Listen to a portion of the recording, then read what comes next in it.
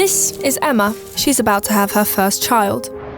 Emma is one of 130 million women who will give birth this year on Earth. Many women experience an arrested or a prolonged delivery. Either your contractions completely stop, or they continue, however, your cervix doesn't want to open.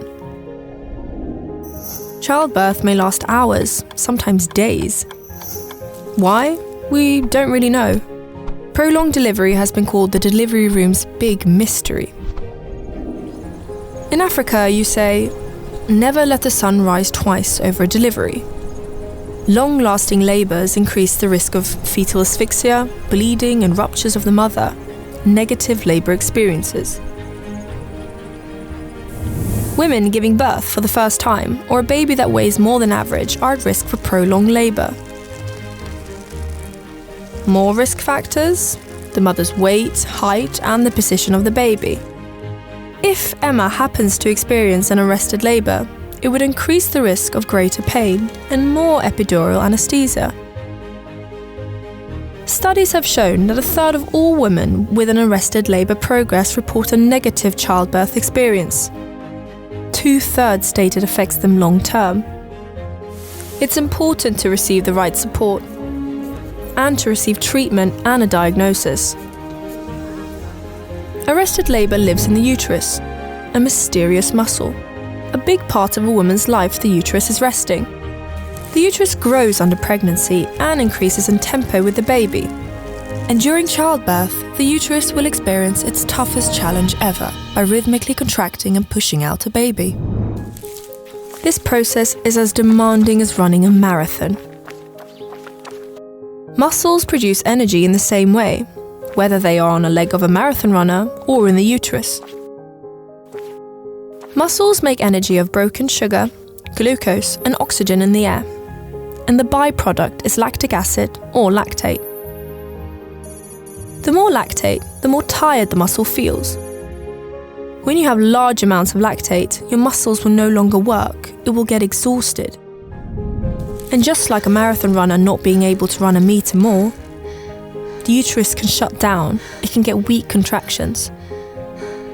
The standard treatment nowadays for an arrested labour progress is a stimulation with oxytocin.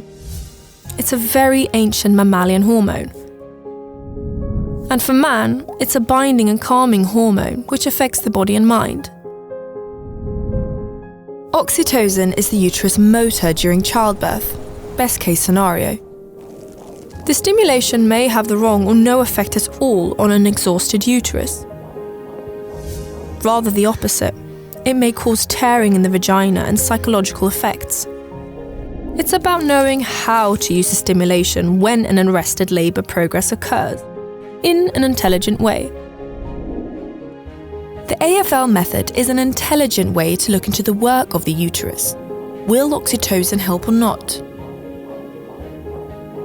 The method is developed by obstetricians and it's easy to use. The midwife collects the amniotic fluid, which leaks out of the vagina during childbirth, and Emma feels nothing. The amniotic fluid is collected in a probe.